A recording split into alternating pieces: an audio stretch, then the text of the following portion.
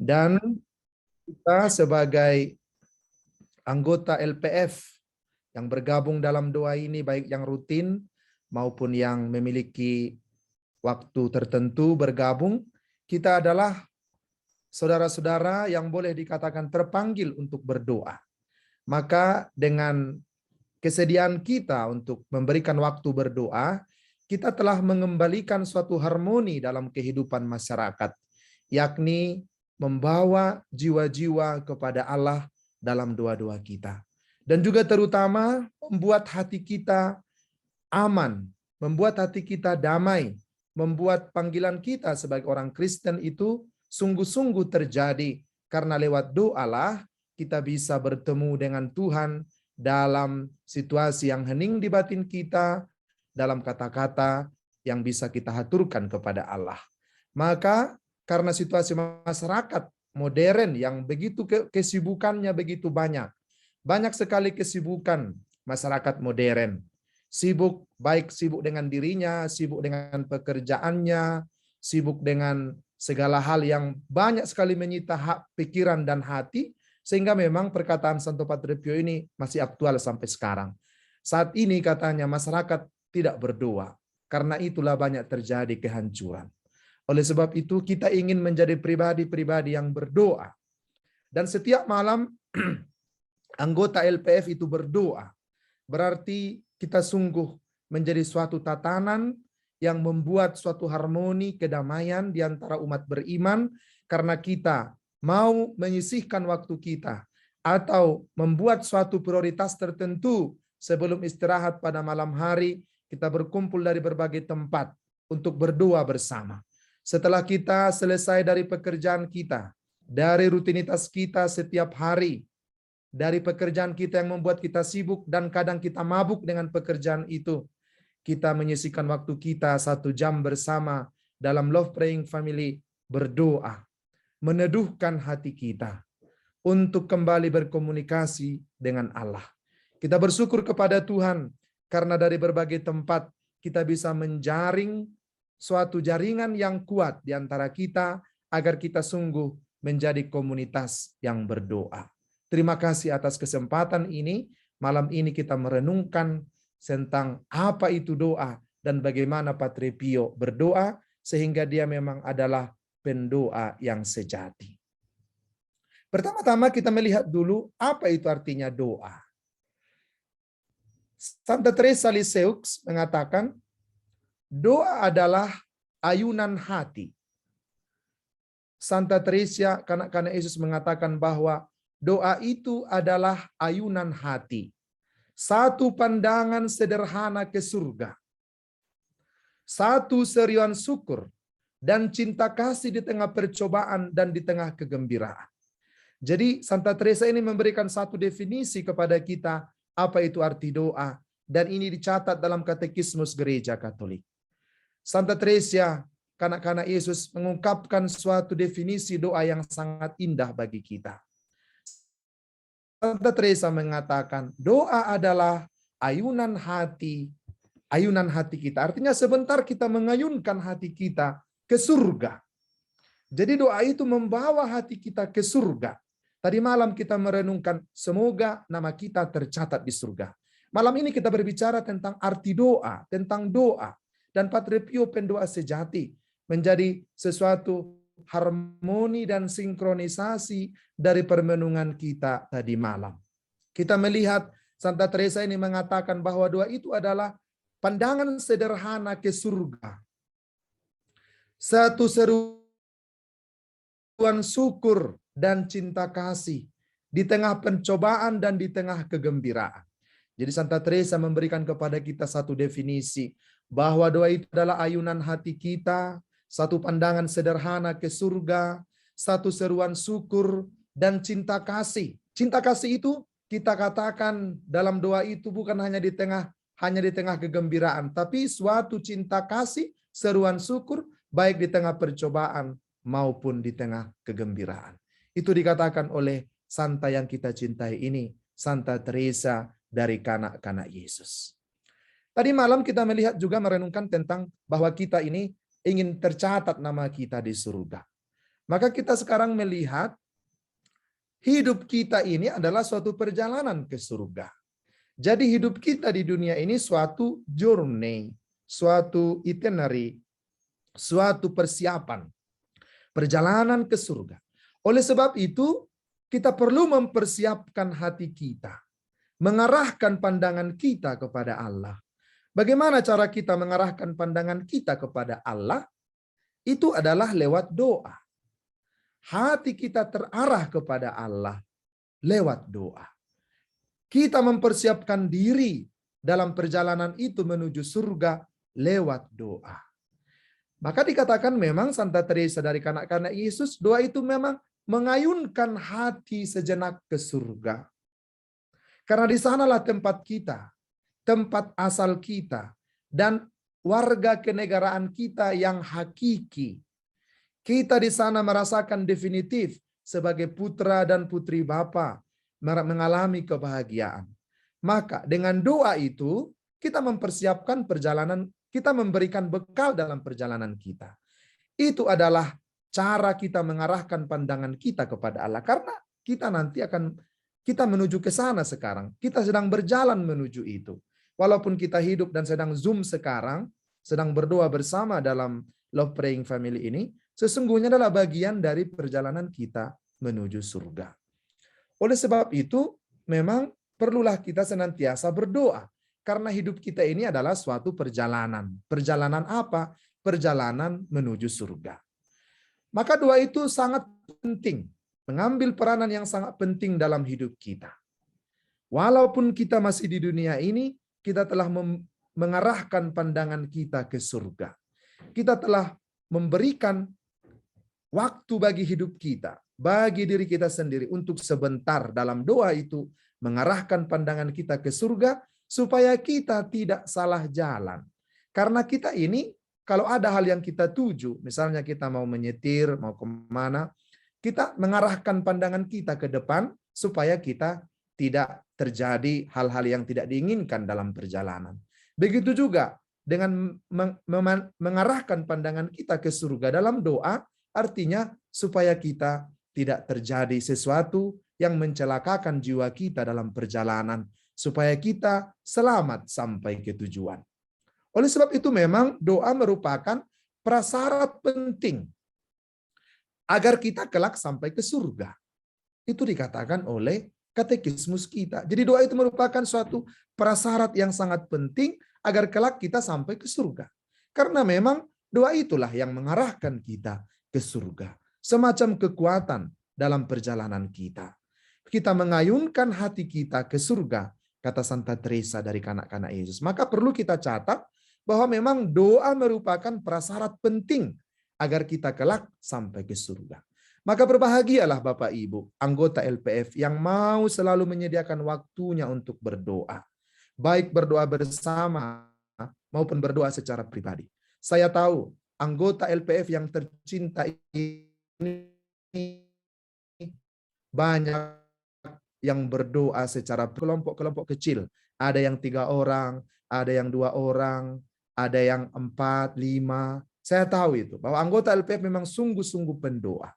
Dan ini salah satu cara dan sesuatu hal pilihan yang sangat tepat dalam perjalanan hidup kita ini. Karena memang kita memerlukan doa. Karena pandangan kita arahkan ke surga, di mana tujuan hidup kita.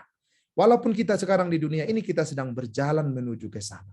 Maka dikatakan dalam katekismus kita, prasyarat yang penting agar kelak kita sampai ke surga adalah doa.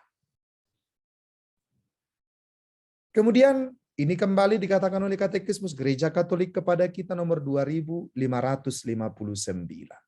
Doa mengambil peranan penting dalam hidup kita. Doa adalah pengangkatan jiwa kepada Tuhan. Jadi dalam doa itu kita mengangkat jiwa kita kepada Tuhan. Jadi ini adalah definisi doa. Doa adalah pengangkatan jiwa kepada Tuhan atau suatu permohonan kepada Tuhan demi hal-hal yang baik. Nah, ini menarik mencermati definisi yang diberikan oleh KGK ini. Dikatakan kalau kita ditanya, apa arti doa sebenarnya? Apa doa? Kita bisa bingung. Tapi dengan membuka KGK 2559, kita tahu jawabannya. Doa adalah pengangkatan jiwa kepada Tuhan. Atau satu permohonan kepada Tuhan demi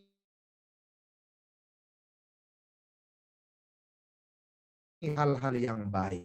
Nah, ini menarik karena tidak pernah kita berdoa, Tuhan, semoga si A mengalami kecelakaan. Tuhan, semoga si B sakit. Tuhan, semoga si C itu mengalami sakit hati karena aku sudah dibuatnya sakit hati. Tidak pernah orang berdoa seperti Kristen, tidak pernah berdoa demi hal-hal yang buruk. Orang Katolik selalu berdoa demi hal-hal yang baik. Karena itulah KGK 2559 memberikan definisi bahwa doa adalah pengangkatan jiwa kepada Tuhan atas satu permohonan kepada Tuhan demi hal-hal yang baik. Mari kita perhatikan kalau kita berdoa. Selalu hal-hal yang baik kita inginkan. Supaya sukseslah perkuliahan anak kita, supaya lancarlah usaha kita, supaya si A memperoleh keturunan, supaya si B sembuh dari penyakitnya, supaya si C mengalami keharmonian dalam keluarganya yang retak, supaya si D mengalami rekonsiliasi dengan orang tuanya, perdamaian, supaya si E mengalami kesembuhan luka-luka batin, dan sebagainya. Jadi doa itu memang sungguh pengangkatan jiwa kepada Tuhan dan permohonan kepada Tuhan demi hal-hal yang baik. Sekali lagi, tidak pernah doa itu demi hal-hal yang buruk. Tidak pernah. Selalu demi hal-hal yang baik. Bahkan kita dianiaya, kita difitnah, kita tidak diizinkan membangun gereja oleh orang-orang yang tidak bertanggung jawab. Kita tetap memohonkan kebaikan bagi mereka. Selalu kita memohonkan kebaikan. Ya Tuhan, bukalah hati mereka supaya kami boleh membangun gereja kami, supaya izin cepat keluar, dan sebagainya, dan sebagainya. Doa memang sungguh pengangkatan jiwa kita kepada Tuhan dan permohonan agar kita memperoleh hal-hal yang baik.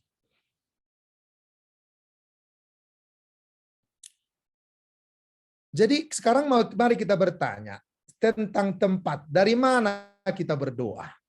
Dari mana kita berdoa?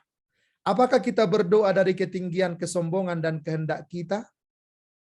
Jadi ternyata doa itu juga memiliki tempat. Dari mana kita berdoa? Apakah di ruangan tertentu? Apakah di gereja? Apakah di kapel? Itu salah satu tempatnya.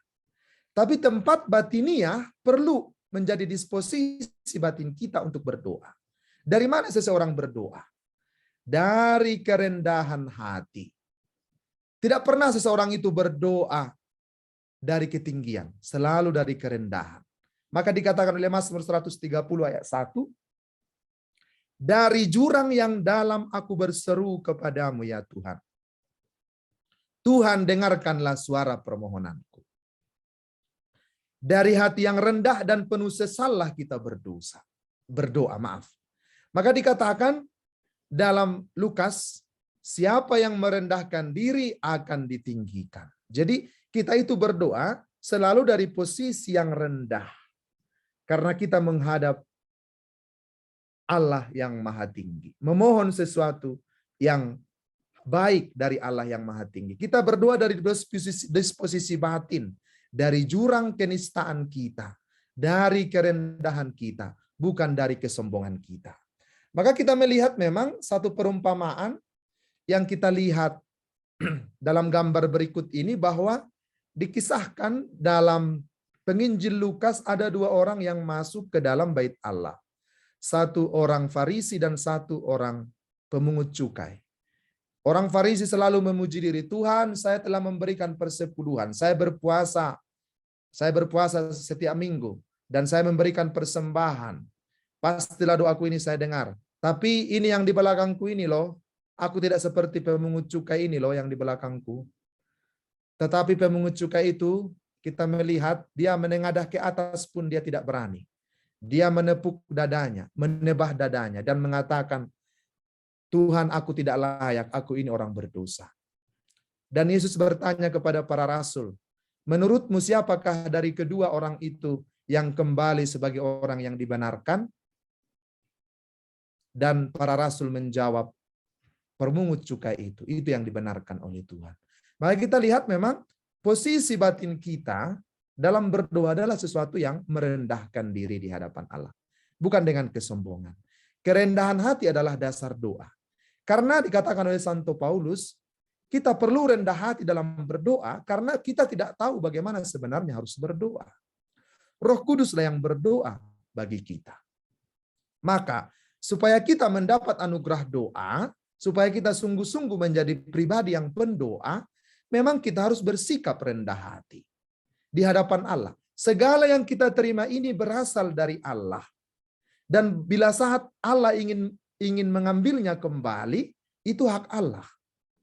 Oleh sebab itu, kita perlu rendah hati di hadapan Allah. Rendah hati menyerahkan seluruh hidup kita kepadanya. Karena di depan Allah, manusia adalah seorang pengemis. Kita semua adalah pengemis di hadapan Allah. Tak ada satupun yang kita miliki ini yang tidak berasal dari Allah. Semua adalah pemberian dari Allah.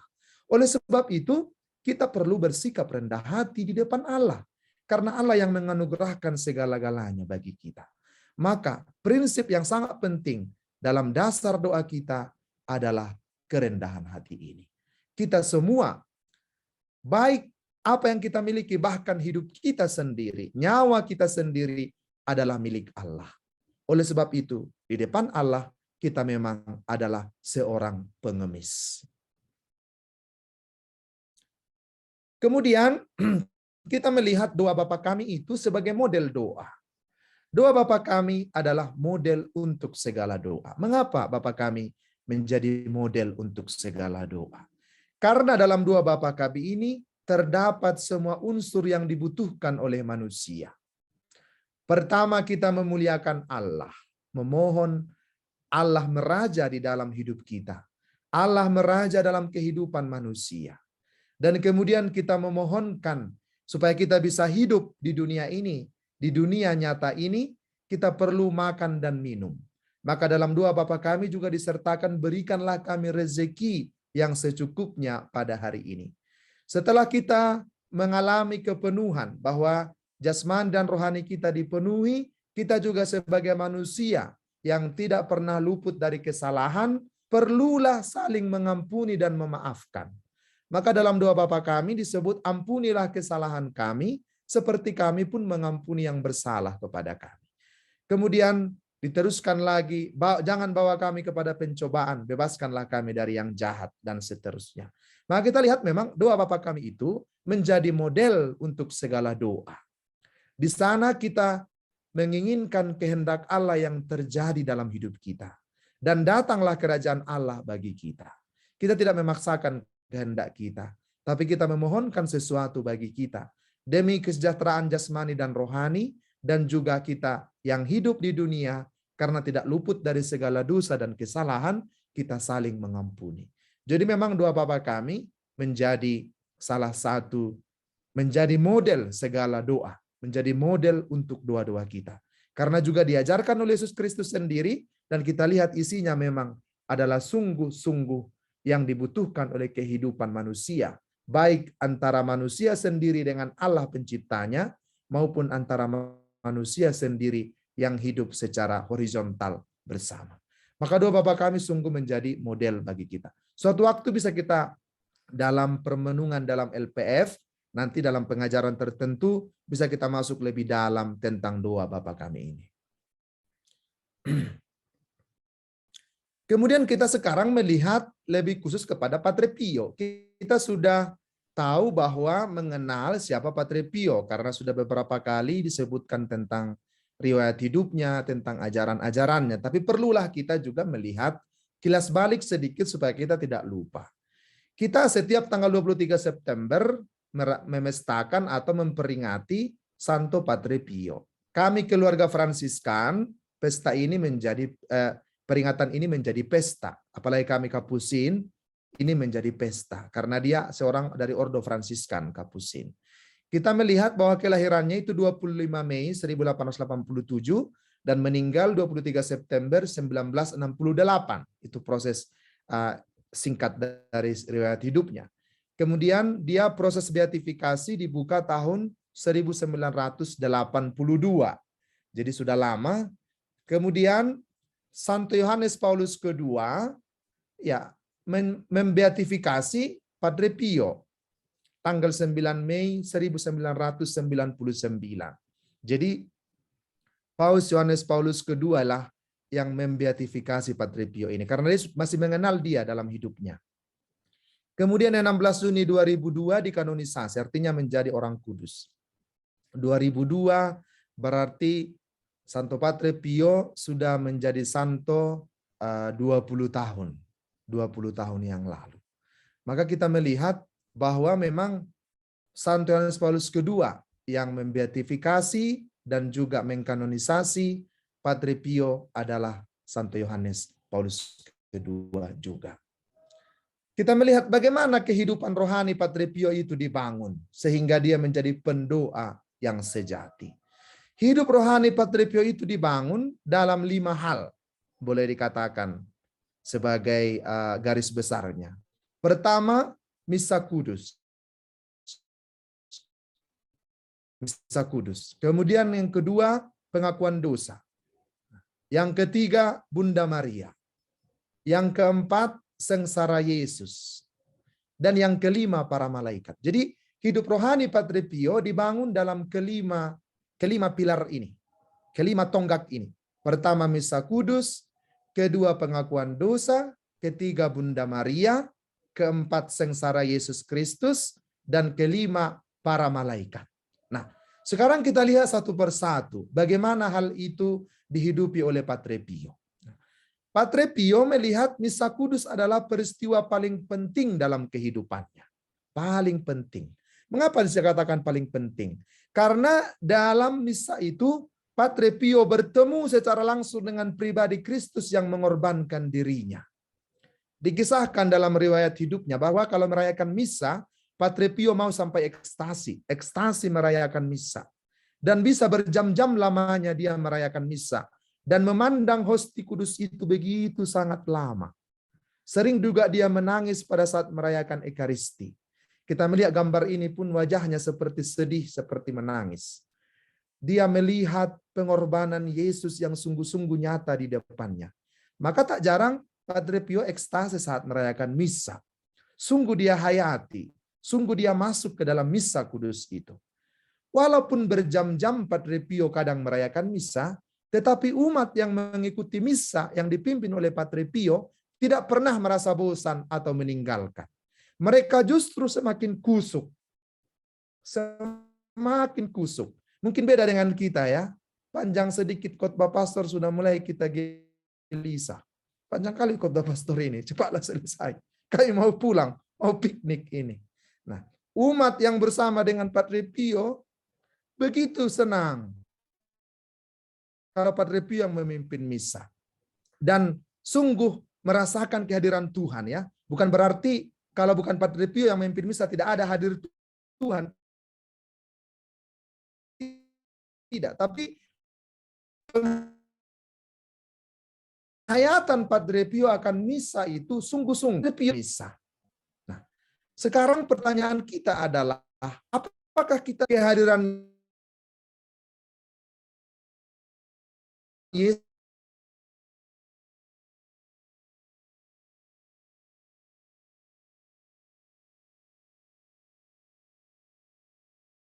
itu dan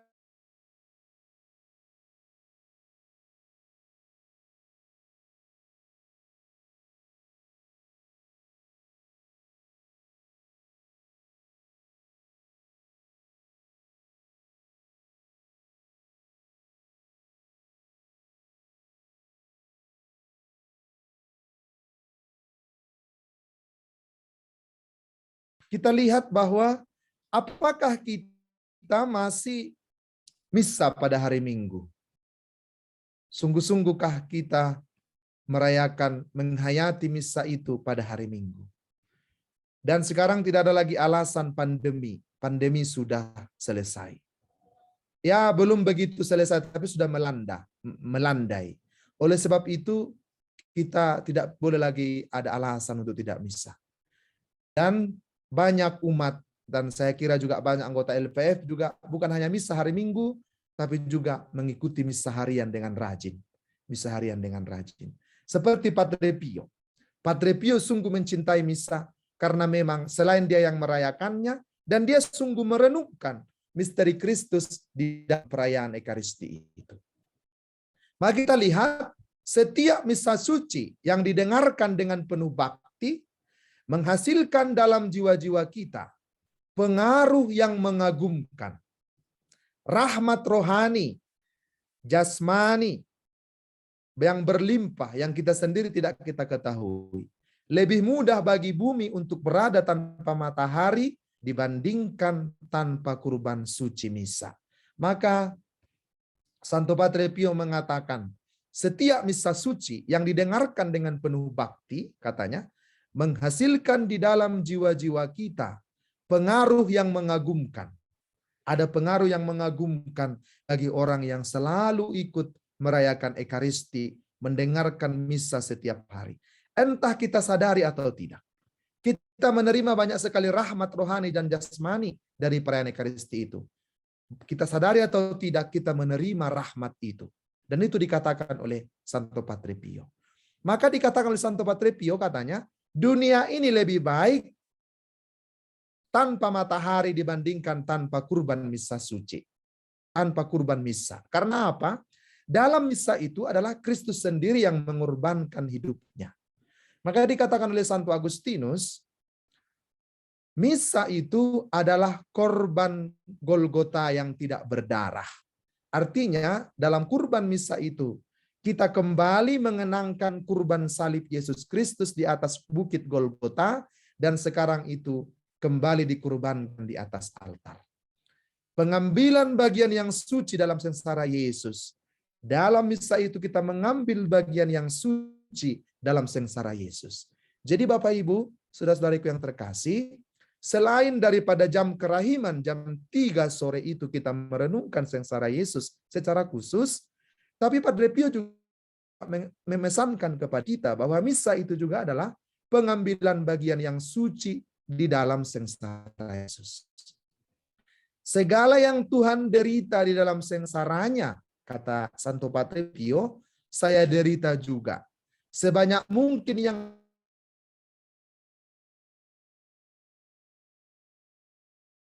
saya lakukan sebagai seorang manusia. Dan itu bukanlah sama sekali karena jasa saya, kata Padre Pio, tetapi sepenuhnya berkat kebaikan Tuhan. Kita melihat bahwa setiap misa suci itu adalah pengambil bagian dalam sengsara Yesus.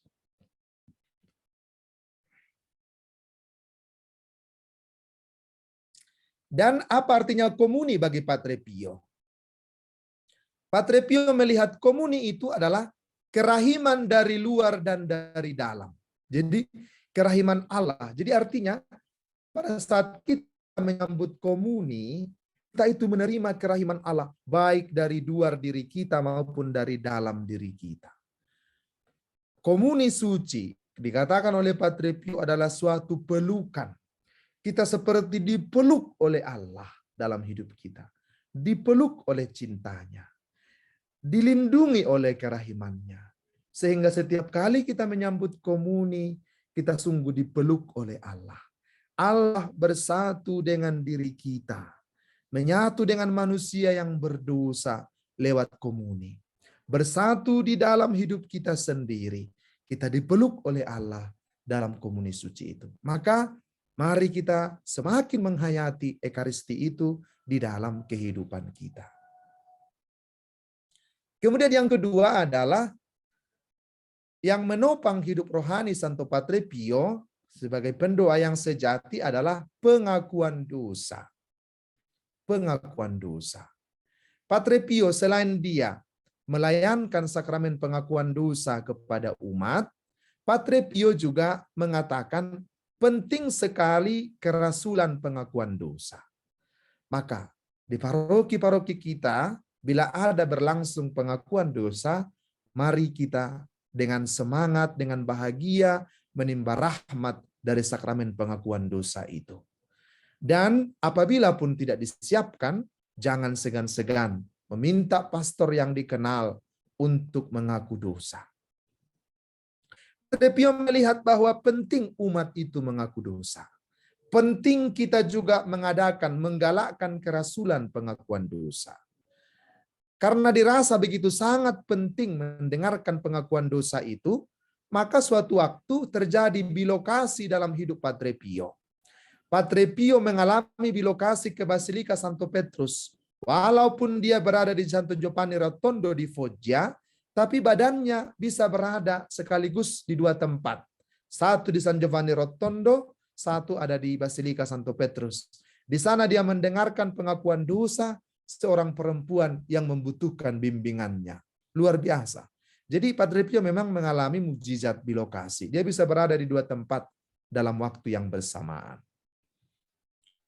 Kemudian kita melihat Paus ke-6 pernah menegur para imam yang tidak tahan lama di ruang pengakuan dosa.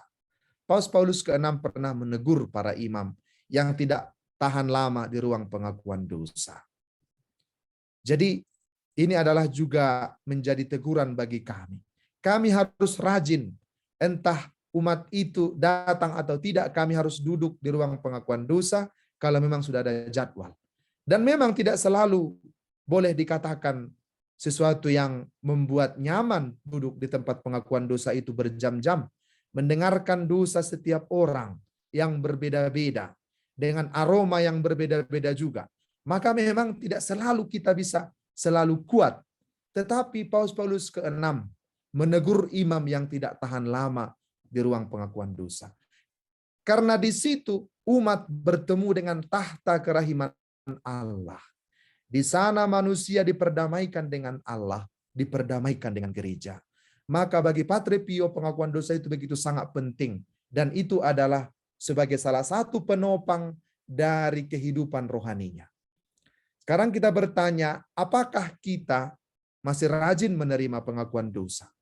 Masih rajin menerima sakramen tobat? Sakramen tobat itu adalah tanda dan sarana bagi kita. Bagi kita semua, bagi gereja. Tanda dan sarana yang mengungkapkan iman orang berdosa akan pengampunan Allah yang berbelas kasih dalam gereja. Jadi dari pihak imam memperdamaikan manusia yang berdosa dengan Allah dan gereja, dan dari pihak si pendosa dia mengungkapkan imannya. Walaupun saya ini orang berdosa, saya beriman kepada Allah. Saya mau menerima pengampunan Allah yang berbelas kasih itu. Dengan begitu memang dengan mau membuka diri kepada pertobatan, terjadilah kehidupan, terjadilah pengampunan dosa. Allah tidak pernah menolak siapapun yang mau mengubah hidupnya dan bertobat. Dan kemarin kita sudah merenungkan juga nama kita tercatat di surga. Dikatakan bahwa dengan wafat dan kebangkitan Yesus Kristus, Allah telah membuka pintu surga bagi kita. Allah telah membuka kemungkinan besar pintu surga bagi kita. Oleh sebab itu, apa sarana supaya kita bisa masuk mengalami kebahagiaan itu, menuju tempat itu, menuju situasi itu adalah dengan mengungkapkan rasa berdosa kita kepada Allah dan memohon pengampunan Allah yang berbelas kasih. Tuhan selalu memberikan pengampunan kepada kita. Kemudian yang menopang hidup rohani Santo Padre Pio yang lain adalah Bunda Maria. Padre Pio dengan Bunda Maria memiliki devosi yang sangat besar. Padre Pio sungguh merasakan cinta kebundaan dari Santa Perawan Maria. Padre Pio merasakan cinta yang besar dari seorang ibu yang mencintai dia, yakni Bunda Maria. Dan secara khusus, Santo Padre Pio memiliki devosi besar kepada Santa Perawan Maria, Bunda Maria dari Fatima. Karena Bunda Maria dari Fatima mengatakan supaya seluruh dunia, Rusia yang sekarang sedang bertempur juga dikonsekrasikan kepada hatinya yang tak bernoda. Dan hatinya yang tak bernoda juga begitu sedih akan segala dosa-dosa yang dilakukan oleh manusia. Oleh sebab itu, sangat sejalan dengan devosi Santo Padre Pio ini dengan sakramen pengakuan dosa. Karena memang hati Bunda Maria katanya merasakan kesedihan dan duka yang mendalam karena dosa-dosa manusia. Oleh sebab itu, Santo Padre Pio memiliki devosi yang sangat besar kepada Santa Perawan Maria.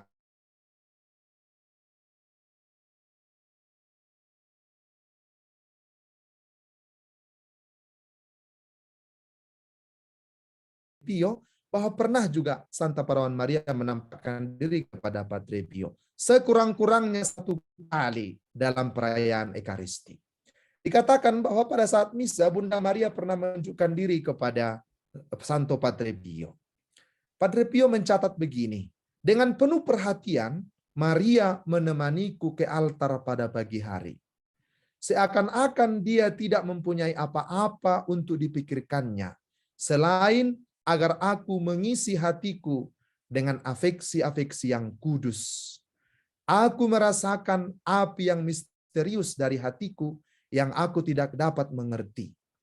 Aku merasakan perlu untuk menaruh es dalam hatiku agar dapat menghilangkan api yang sedang membakar aku. Aku ingin mempunyai suatu suara yang cukup keras untuk mengundang para pendosa dunia agar mengasihi Bunda Maria. Kalau kita telah kata-kata Santo Padre Pio ini, kalau kita renungkan sungguh-sungguh mendalam. Padre Pio juga ingin agar seluruh dunia, agar para pendosa, agar kita semua mengasihi Bunda Maria. Mengasihi Bunda kita Maria. Padre Pio ditopang oleh devosinya yang sangat kuat kepada Bunda Maria, menjadikannya pribadi yang kuat, pribadi yang penuh cinta, pribadi yang dikuatkan dalam doa-doanya. Maka kita melihat Bunda Maria juga memberikan perhatian yang khusus kepada Santo Padre Pio. Maka bila kita menaruh cinta kita, doa-doa kita kepada Santa Perawan Maria, Santa Perawan Maria juga tentu akan memperhatikan hidup kita. Memperhatikan kita, mengamati kita, menemani kita, dan tidak akan pernah meninggalkan kita dalam doa-doanya. Kemudian Santo Padre Pio mengatakan bahwa Maria adalah alasan untuk semua pengharapanku. Artinya, bagi Padre Pio tidak ada mengenal putus asa. Tak ada mengenal putus asa Santo Padre Pio. Karena dia mengatakan, Maria adalah alasan untuk semua pengharapanku. Mengapa? Karena Padre Pio sungguh meletakkan seluruh dirinya dalam perlindungan Santa Perawan Maria. Maka orang yang berdevosi kepada Bunda Maria, seperti anggota LPF, tidak perlu merasa putus asa. Harus selalu memiliki pengharapan. Tidak boleh berkecil hati. Tidak boleh putus asa. Sudah bagaimana nanti ini? Udahlah, terserahlah. Aku sudah pasrah, sudah tidak, aku sudah putus harapan, putus asa. Tidak. Berpasrah kepada kehendak Allah tidak sama dengan putus asa. Maria adalah alasan untuk semua pengharapanku. Mengapa Padre Pio mengatakan begitu? Karena melalui figur Santa Perawan Maria, Padre Pio melihat keyakinan bahwa Bunda Maria sanggup melakukan kehendak Tuhan walaupun segalanya belum begitu jelas bagi Santa Perawan Maria. Tetapi dengan iman Santa Perawan Maria yang teguh kepada Allah, Bunda Maria tetap yakin bahwa bila Allah yang bersabda, bila Allah yang telah menentukan, aku tidak mungkin lagi dibawa kepada kecelakaan. Oleh sebab itu kita melihat dalam kitab suci, Bunda Maria selalu taat kepada kehendak Allah. Pada saat dia mengandung putranya, dia taat. Pengungsian ke Mesir, dia taat. Banyak hal yang tidak dimengerti oleh Santa Perawan Maria, tetapi sungguh-sungguh dijalankan oleh Bunda Maria dalam iman. Oleh sebab itulah Maria dikatakan oleh Padre Pio alasan untuk semua pengharapan. Alasan untuk semua pengharapanku. Kita juga bisa diundang. Kita juga harus diundang. Diundang oleh Padre Pio untuk mari kita juga menaruh pengharapan kita kepada Bunda Maria. Dia alasan kita untuk selalu berpengharapan. Tidak putus asa. Bunda Maria juga memangku jenazah Yesus yang kita kenal dengan patung Pieta karya Michelangelo itu, yang dibuat sebagai suatu gambaran bagaimana duka cita Bunda Maria. Walaupun Bunda Maria telah memangku jenazah putranya Tapi Bunda Maria tidak putus asa. Dia selalu penuh pengharapan. Karena karya yang dilakukan ini adalah karya Allah sendiri.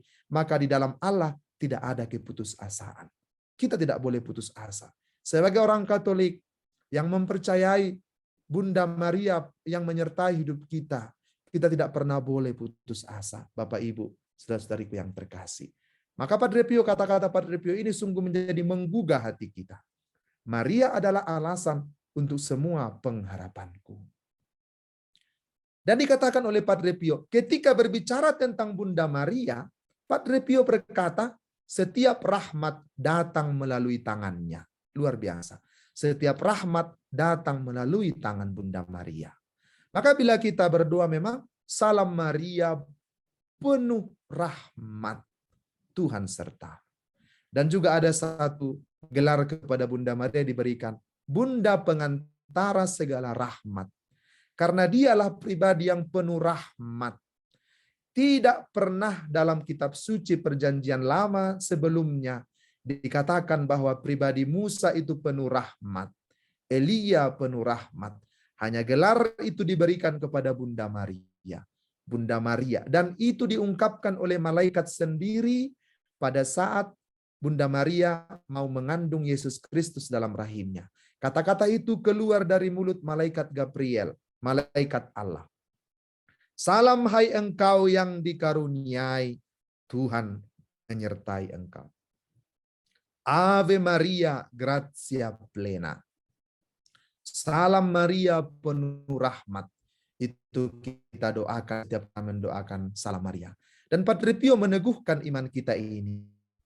Padre Pio mengatakan setiap rahmat datang melalui tangan Bunda Maria. Maka jangan kita sedih, jangan kita berputus asa. Kita memiliki Bunda Maria yang menjadi pemberi rahmat kepada kita. Dia akan mohonkan kepada putranya dan dia akan diberikan kepada kita. Dan berbicara tentang Santa Perawan Maria, kita tidak bisa lepas dari doa Rosario. Rosario. Bagi Padre Pio tidak pernah lepas dari Rosario. Pada saat dia berjalan, pegang Rosario. Dia duduk, pegang Rosario. Menerima pengakuan dosa, pegang Rosario. Berjalan kaki, pegang Rosario. Dia selalu mengenakan Rosario. Dan selalu terlihat sedang berdoa dengan Rosario di tangannya. Dan dikatakan oleh Santo Padre Pio, Rosario itu adalah senjata. Rosario itu adalah senjata.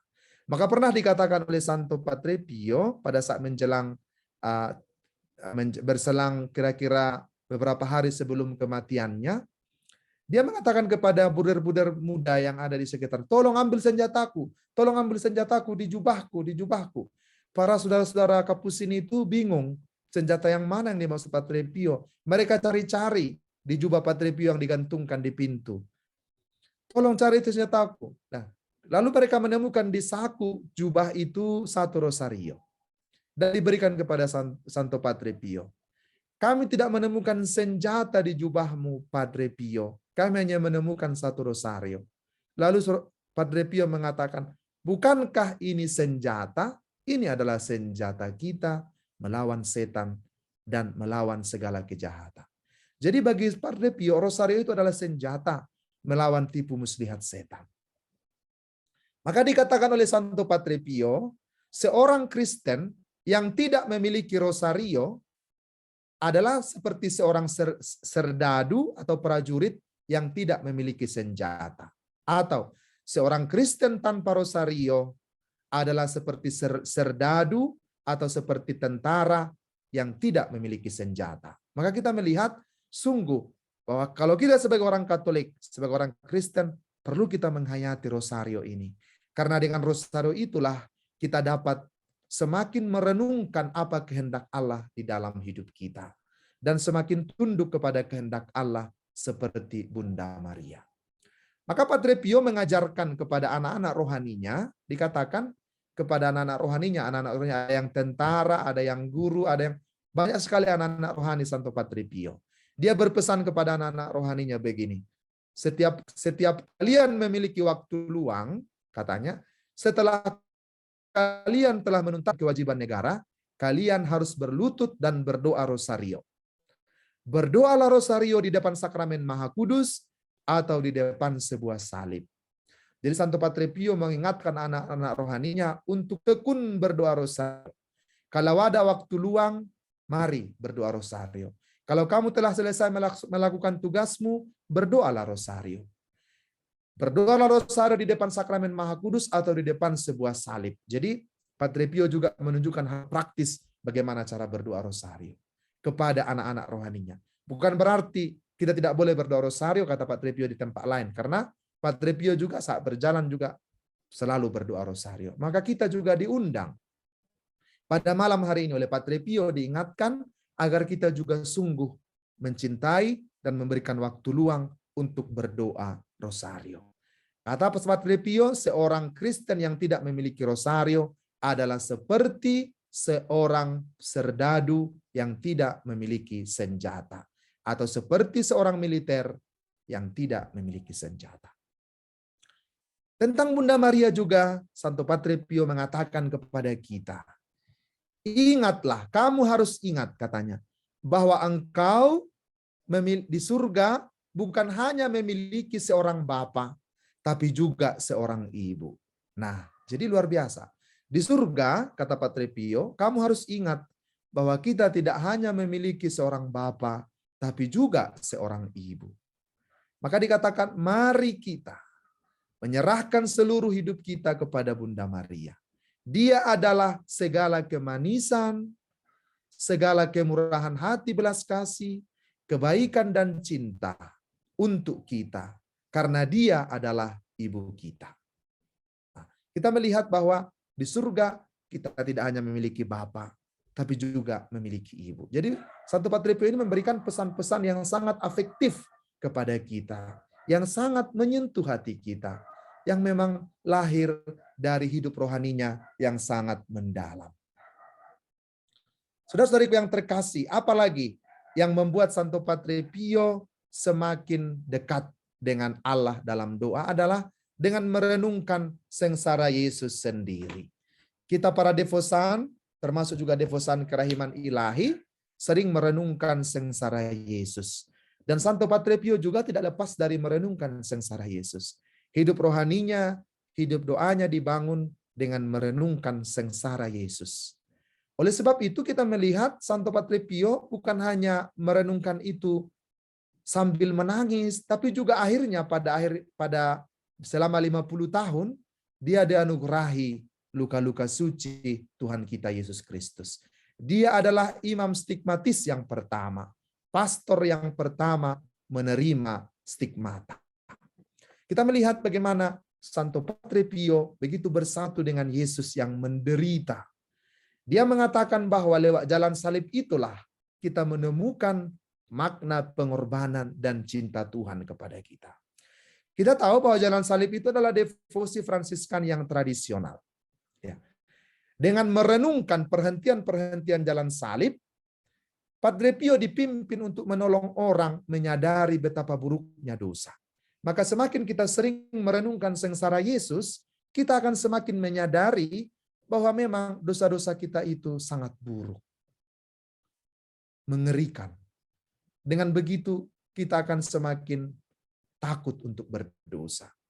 Dengan merenungkan sengsara Yesus, kita dihadapkan kepada dosa kita sendiri. Dengan demikian kita menyadari ternyata akibat dari dosa itu sangat buruk, yakni penderitaan Yesus sendiri. Maka derita Tuhan itu adalah untuk penebusan dosa-dosa kita. Maka perenungan akan jalan salib ini, akan sengsara Yesus ini, memimpin Padre Pio untuk menyadari nilai penebusan dari penderitaan. Nah, dengan semakin merenungkan jalan salib Tuhan, penderitaan Tuhan, sengsara Tuhan, Padre Pio menyadari nilai penebusan dari penderitaan. Bagaimana Yesus begitu menderita, menerima kehidupan ini dengan kepahitan dan penderitaan. Dengan begitu, kalau kita semakin sering merenungkan penderitaan Yesus, kita semakin memahami apa artinya penebusan kita orang berdosa. Kelemahan manusia zaman sekarang adalah Banyak sekali manusia zaman sekarang hidup dalam konsumerisme, hedonisme, tidak mau lagi menderita, tidak mau capek, tidak mau merasakan kesulitan. Semua kita ingin merasakan hanya yang senang, yang menyenangkan hati kita saja. Tapi dengan melihat bahwa Yesus lewat jalan salibnya menderita, bagi kita juga akan semakin memikul tanggung jawab kita sebagai orang Kristen, dan kita juga semakin menyadari bahwa dosa-dosa kita itu harus kita hindari. Karena ternyata memang Yesus menebus kita dengan begitu berharga dengan penderitaannya sendiri. Kemudian yang berikut yang menjadi penopang dari hidup rohani Santo Padre Pio, yang dia sadari juga sejak masa kecilnya adalah para malaikat. Para malaikat. Terutama malaikat pelindungnya. Malaikat pelindungnya. Para malaikat. Jadi Santo Padre Pio berdevosi kepada malaikat. Secara khusus juga kepada malaikat pelindungnya dan juga kepada Santo Mikael, malaikat agung. Ditampakkan dalam riwayat hidupnya bahwa Padre Pio begitu sering berbicara dengan malaikat pelindungnya. Bahkan dia bisa mengutus malaikat pelindungnya untuk menyampaikan pesan kepada anak-anak rohaninya. Jadi devosi ini sudah begitu dihidupi oleh Padre Pio, kesadarannya akan malaikat itu sudah ada sejak dia kecil. Karena rupanya itu juga ajaran iman kita bahwa setiap dari kita itu memiliki malaikat. Kita memiliki malaikat pelindung. Setiap kita memiliki malaikat pelindung. Maka Padre Pio berbicara tentang malaikat itu dengan penuh cinta, dengan penuh afeksi. Dia menyadari bahwa sejak kecil Santo Padre Pio tidak pernah ditinggalkan oleh malaikat pelindungnya. Dia selalu berbicara dengan malaikat pelindungnya. Nah, setiap 2 Oktober kita merayakan malaikat pelindung. Malaikat pelindung. Nanti kita akan rayakan sebentar lagi. Kita melihat bahwa setiap kita itu memiliki malaikat, sama seperti Padre Pio yang bisa berkomunikasi dengan malaikat pelindungnya. Tapi apakah ada di antara kita sudah pernah berkomunikasi dengan malaikat pelindungnya? Saya juga belum pernah.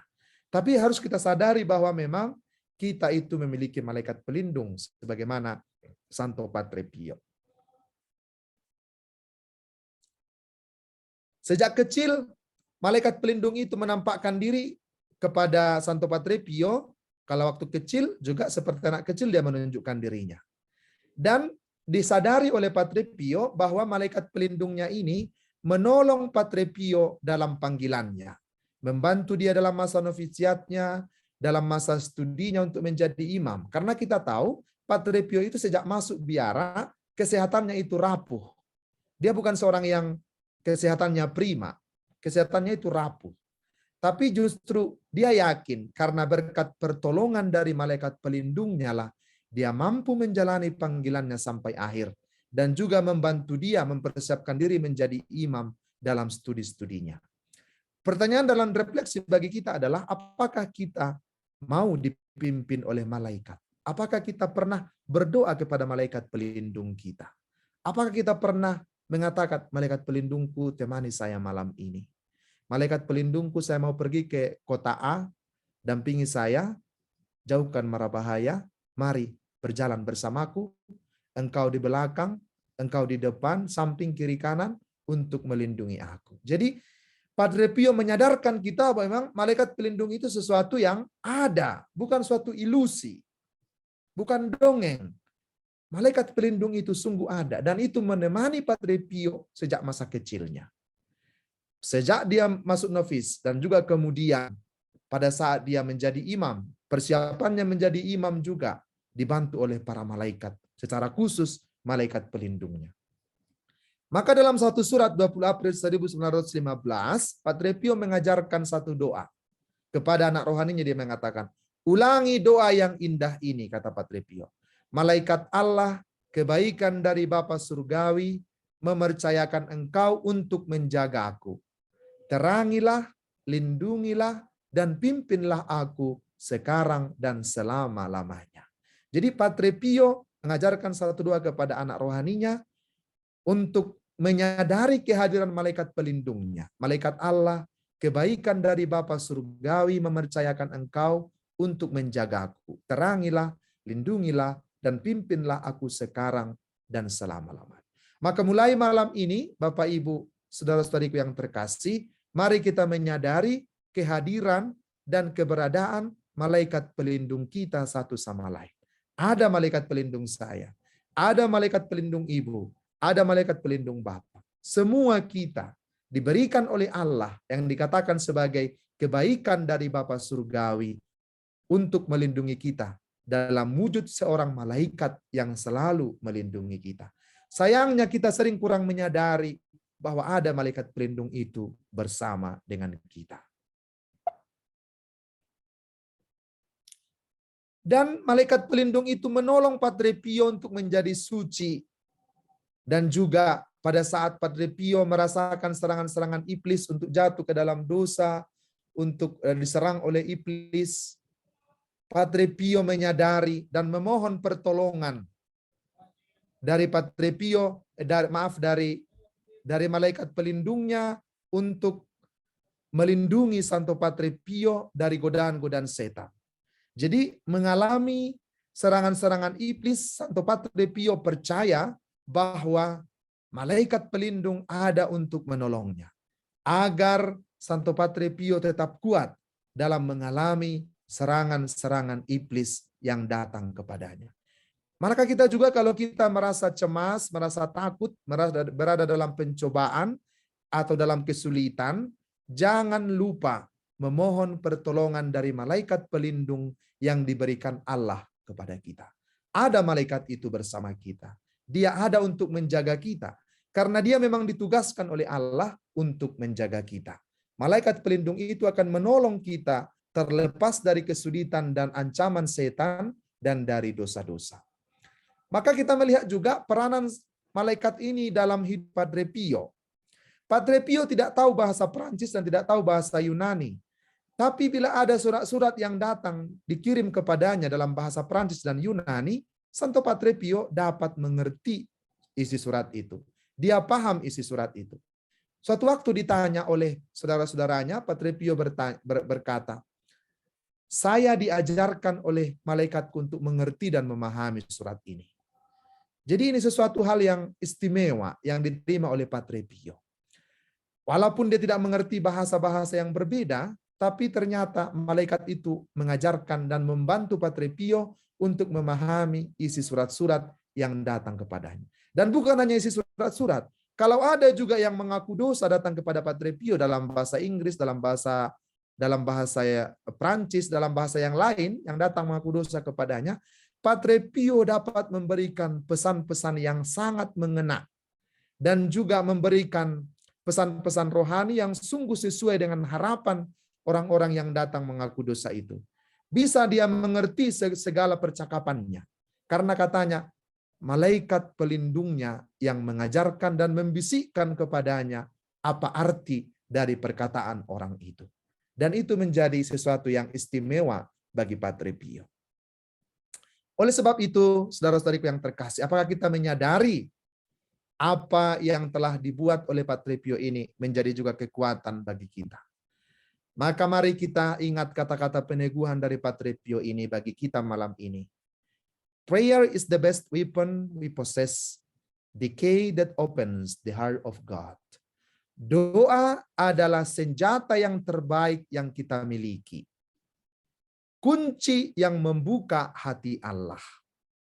Nah, Padre Pio mengatakan kepada kita, doa adalah senjata yang terbaik yang kita miliki. Kunci yang membuka hati Allah. Oleh sebab itu, apa yang dapat membuka hati Allah? Ya doa. Maka mari kita semakin rajin berdoa. Menyerahkan hidup kita kepada Allah dalam doa. Karena itu adalah kunci membuka hati Allah. Dan senjata yang terbaik yang kita miliki. Oleh sebab itu, bila kita sedih, mari kita berdoa. Bila kita gembira, jangan lupa berdoa. Bila rumah tangga sedang terjadi masalah, jangan lupa berdoa. Berdoa. Karena itu adalah senjata kita yang terbaik. Dan itu adalah kunci, kata Padre Pio. Kunci yang membuka hati Allah. Coba kalau kita masuk ke rumah tanpa kunci, tidak bisa masuk kan? Nah, kalau kita mau datang ke hati Allah, Kita harus buka hatinya dengan kunci. Doa itulah kuncinya yang membuka hati Allah. Bagaimana caranya berdoa itu? Dengan kerendahan hati. Dari jurang yang dalam, aku berseru kepadamu, ya Tuhan. Saudara-saudariku yang terkasih, dengan demikian berakhirlah permenungan kita malam ini, dan semoga dapat membantu kita dalam menghidupi semangat doa yang telah kita mulai, kita telah kembangkan, kita telah hidupi selama ini, dan Padre Pio pasti dari surga akan terus mendoakan kita. Mari kita mohonkan semoga semakin banyak juga imam-imam yang hadir meneladani Padre Pio yang membawa umat semakin dekat kepada Allah dan semakin mencintai hidup doa. Tuhan memberkati.